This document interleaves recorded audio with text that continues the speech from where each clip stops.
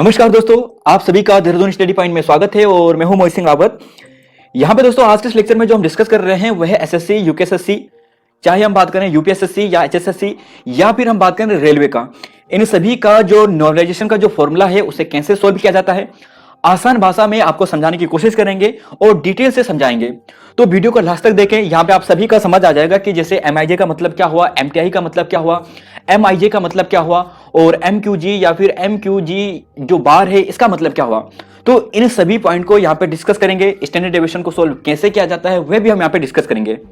तो वीडियो को लास्ट तक देखें और पसंद आए तो लाइक वाला बटन जरूर क्लिक करें। तो दोस्तों यहाँ पे डिस्कस करते हैं कि यह जो फॉर्मूला है इसे सोल्व कैसे करते हैं नॉर्मलाइजेशन फॉर्मूले को। तो देखिए नॉर्मलाइजेशन फॉर्मूले को जो सोल्व किया जाता है, आप यहाँ पे ये फॉर्मूला है यूकेएसएससी का फॉर्मूला है। किसका फॉर्मूला है? यूकेएसएससी का फॉर्मूला, यूकेएसएससी का फॉर्मूला है। तो देखिए एमआईजे बार का मतलब क्या हुआ? देखिए दोस्तों यहाँ पे जो एमआईजे है इसका मतलब हुआ कि आपके जो नॉर्मलाइजेशन मार्क हैं वो कितने हैं। फिर यहाँ पे सेम आपको दिखाई देगा लेकिन यहाँ पे आपको बार नहीं दिखाई देगा। तो यहाँ पे जैसे ये वाला एमआईजे सेम है, यहाँ पे बार नहीं है। इसका मतलब ये हुआ कि आपके जो ओरिजिनल मार्क्स हैं, आपके जो एक्चुअल मार्क हैं वो कितने हैं वो आपको यहाँ पे रखने हैं। तो इस फॉर्मूले को सोल्व कैसे करते हैं डिटेल से देखिए ये हो गया आपका नॉर्मलाइजेशन मार्क, ठीक है। अब यहाँ पे ये जो आपको दिखाई दे रहा है एमटीजी और यहाँ पे जो एम के ऊपर बार लगा है, इसका मतलब ये हुआ कि सभी शिफ्टों में जितने भी टॉप 0.1 स्टूडेंट होंगे उनका एवरेज मार्क्स। देखिए कैसे, जैसे मान के चलो कि यहाँ पे कोई एक शिफ्ट ए है, दूसरी शिफ्ट ये है और तीन शिफ्ट, यानी तीन शिफ्ट में एग्जाम हुआ। एक शिफ्ट में 30,000 स्टूडेंट बैठे हैं, 30,000 स्टूडेंट, दूसरी शिफ्ट में भी 30,000 स्टूडेंट बैठे हैं और लास्ट शिफ्ट में 40,000 स्टूडेंट बैठे हैं। यानी टोटल कितने हो गए? टोटल हो गए 1 लाख स्टूडेंट। तो इन 1 लाख स्टूडेंट का 0.1% लगभग जो 100 के आसपास बैठेगा। तो 0.1% जो स्टूडेंट होंगे टॉप के, यानी किसके 90, 98 या फिर 92, 97, जितने भी टॉपर स्टूडेंट होंगे, जिनके टॉप स्कोरर होंगे, उन सभी का एवरेज मार्क क्या होगा? Average marks. तो एवरेज मार्क्स यहां पे लिखा जाएगा। एवरेज मार्क्स किसे निकालते हैं? जितने भी यानी जो टॉप 0.1 स्टूडेंट होंगे इन सभी के मार्क्स को जोड़ दो और सभी को मार्क्स को इन सभी की संख्या से डिवाइड कर दो। यानी इन सभी का योग, यानी नंबरों का योग, सभी नंबर का योग बटे नंबर का संख्या, यानी नंबर जितने भी यहां पे स्टूडेंट है 0.1 स्टूडेंट, 0.1 स्टूडेंट का की संख्या। तो यानी ये हो गया। तो इस फॉर्मूले पे रखकर जितने भी 0.1 स्टूडेंट होंगे उनका मार्क्स आप यहां पे रखोगे, ठीक है। पहला वाला ये हो गया। अब यहां पे दूसरा देखिए एमक्यूजी।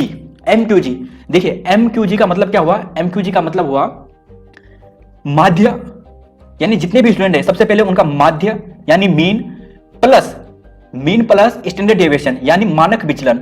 मानक विचलन, तो मानक विचलन। अब ये क्या चीज हुई मानक विचलन और माध्य? देखिए समझाता हूं दोस्तों कि माध्य और मानक विचलन क्या होता है। तो सबसे पहले आप यहां पे देख लीजिए फॉर्मूला है एमटीजी वाला, ये एमक्यूजी वाला, कि sum of mean and standard deviation marks, यानी जितने भी स्टूडेंट होंगे सभी शिफ्टों के marks of the candidate in the exam considering all session, यानी जितने भी यहाँ पे स्टूडेंट होंगे उन सभी का मीडियम जो मीन है और मानक विचलन है, स्टैंडर्ड डेविएशन है, वो आपको यहाँ पे रखना है। तो कैसे होगा? देखिए मान के चलो यहाँ पे कितने स्टूडेंट बैठे हैं? 1 लाख स्टूडेंट बैठे हैं। इन 1 लाख स्टूडेंट का माध्य निकालना है, यानी इन 1 लाख स्टूडेंट के जितने भी मार्क्स हैं उन सभी को जोड़ना है। यानी किसी के 90, किसी के 98, किसी के 40 होंगे, किसी के 30 होंगे, इन सभी को जोड़ना है और इन सभी को इस 1 लाख से डिवाइड दे देना है। जितने भी मार्क्स आएंगे वो यहाँ पे आएंगे। अब आता है मानक विचलन। मानक विचलन कैसे निकालते हैं? देखिए दोस्तों इतने नंबर से मानक विचलन को समझाना थोड़ा मुश्किल है, एक एग्जांपल के माध्यम से आपको समझाने की कोशिश करता हूं। मानक विचलन का फॉर्मूला ये है, यहां पे आप फॉर्मूला दे सकते हो और इस फॉर्मूले में रखा जाता है मानक विचलन को। तो सबसे पहले तो यहाँ पे जो एक्स दिखाई दे रहे हैं ये नंबर है, यानी जितने भी कंसीडर किए गए हैं 2, 4, 6, 8, 10, ये यहाँ पे नंबर कंसीडर किए गए हैं, ये एक्स को डिनोट कर रहा है। अब दूसरा है यहाँ पे एक्स बार। तो यहाँ पे एक्स बार कैसे निकालेंगे? देखिए दोस्तों एक्स बार यहाँ पे मतलब है माध्य का। क्या है? माध्य यानी मीन। तो मीन यानी एवरेज, बात वही है। तो माध्य निकालने के लिए सबसे पहले इन सभी को जोड़ना होगा, यानी मान के चलो 1 लाख स्टूडेंट है तो 1 लाख स्टूडेंट के जितने भी मार्क्स है उन्हें जोड़ना होगा। तो यहाँ पे हो गया जैसे 2, 4 मान के चलते हैं, 2, 4, 6, 8 और 10, यानी 4, 2, 6, 6, 6, 12, 8, 20, 10, 30, यानी टोटल कितने हो गए? इन सभी का योग 30 हो गया। कितने टोटल स्टूडेंट है? यहाँ पे है 5 स्टूडेंट। तो कितना आएगा? 5 का डिवाइड 30 से करोगे कितना आएगा? 6। तो यानी 6 इसका माध्य आ गया, यानी एक्स बार आपका कितना आ गया? यानी यहाँ पे जो एक्स बार आ गया आपका वो आ गया 6। कितना आ गया? 6 आ गया। अब यहाँ पे आपको एक्स बार आपने निकाल लिया है। अब एक्स बार निकालने के बाद आपको निकालना है एक्स माइनस एक्स बार। अब निकालना है आपको एक्स माइनस एक्स बार, यानी यहाँ पे देखिए दोस्तों इसे समझाने की कोशिश करता हूं। x यानी कितना है आपका, जो यहाँ पे x दिए हैं, जैसे x बार से आपको माइनस करना है, बार कितना है आपका 6 है, तो 2 माइनस 6 कितना आएगा आपका, 2 माइनस 6, तो 2 माइनस 6 आपका कितना आएगा, -4।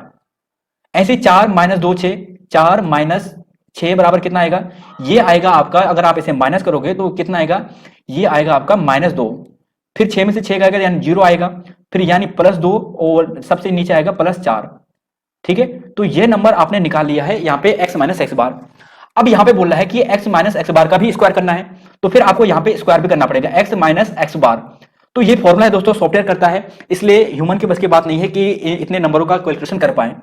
तो यहाँ पे एक समझाने का तरीका है, देखो x माइनस एक्स बार का आपको स्क्वायर करना है, तो x बार कितना आया था यहाँ पे, यानी x माइनस एक्स बार यानी -4 आया था, तो -4 का अगर आप स्क्वायर करोगे तो कितना आएगा, 16 आएगा।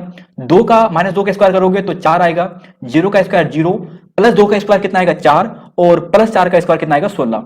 तो अब यहाँ पे बोला है सगमिशन। सगमिशन का मतलब होता है जोड़ना, यानी इन सभी को जोड़ना पड़ेगा।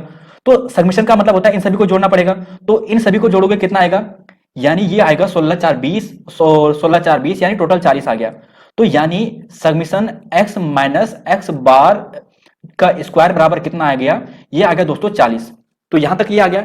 अब यहां पे हमें स्टैंडर्ड डेविएशन के फॉर्मूला में रखना है, फॉर्मूला आप यहां पे देख सकते हैं, तो यह फॉर्मूला है यहां पे, तो यहां पे रख लीजिए 40, और 40 का नीचे n संख्या कितनी है, यहां पे है n संख्या है यहां पे 5, तो बराबर कितना आएगा, ये आएगा यहां पे 8 यानी √8, और √8 को अगर आप लिखोगे तो √8 का आएगा लगभग 2.8 के आसपास यानी 2.8, तो 2.8 के आसपास आपका स्टैंडर्ड डेविएशन आएगा। तो यहां पर भी सेम ऐसे निकाला जाता है। अब यहां पे 2.8 को आपको क्या करना है, 2.8 + 6 यानी s, इन दोनों को आपको सम करना है। तो इन दोनों को सम करने के बाद आपको यहां पर रखना पड़ेगा इस फॉर्मूले में, MQG में। तो ये हो गया ना दोस्तों, यहाँ पे MQG भी आप समझ में आ गया कि MQG क्या है।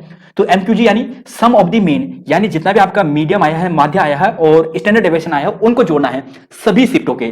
तो मतलब यहाँ पे 1 लाख स्टूडेंट का आपको क्या करना पड़ेगा, माध्य निकालना पड़ेगा, फिर स्टैंडर्ड डेविएशन निकालना पड़ेगा, और इन दोनों को जोड़कर आपको यहाँ पे रखना पड़ेगा। तो 2 पॉइंट क्लियर हो गए। तीसरा पॉइंट है यहाँ पे MTI। अब MTI क्या है, देखिए दोस्तों, MTI है average of 0.1 student of your shift, यानी आपकी शिफ्ट में, यहां पे क्या है, आपकी शिफ्ट में, आपकी शिफ्ट।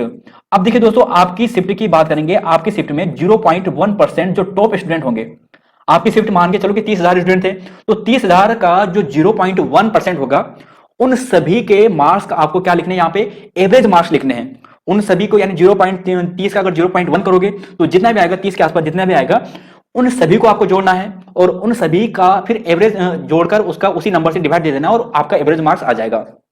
तो यहाँ पे ये मार्क्स आपको यहाँ पे रखने हैं। अब है यहाँ पे MIQ।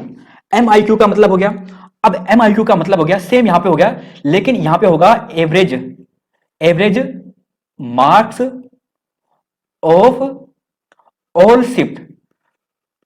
तो दोस्तों यहाँ पे यह है कि जो एवरेज मार्क है यानी सभी शिफ्टों का, वो आपको यहाँ पे MIQ में रखना है। तो ये फॉर्मूला यहाँ तक ये हो गया। अब फिर यहाँ पे आपके जो एक्चुअल मार्क्स हैं, आपके जितने भी एक्चुअल मार्क्स आ रहे हैं, वो आपको यहाँ पे रखना है। फिर यहीं पे MIQ रखना है आपका, जो यहाँ पे एवरेज मार्क आ रहे हैं सभी स्टूडेंट के, और फिर प्लस MQG, यानी आपको फिर यही वाला फॉर्मूला रखना है, माध्य और मानक विचलन। तो इस फॉर्मूले को सोल्व कर जितना भी आपका नंबर आएगा, वो आएगा आपका नॉर्मलाइजेशन मार्क में। तो इस तरीके से इस फॉर्मूले को सोल्व किया जाता है। तो यह है नॉर्मलाइजेशन फॉर्मूला, और आप समझ चुके होंगे दोस्तों कि यह फॉर्मूला कैसे सोल्व करते हैं।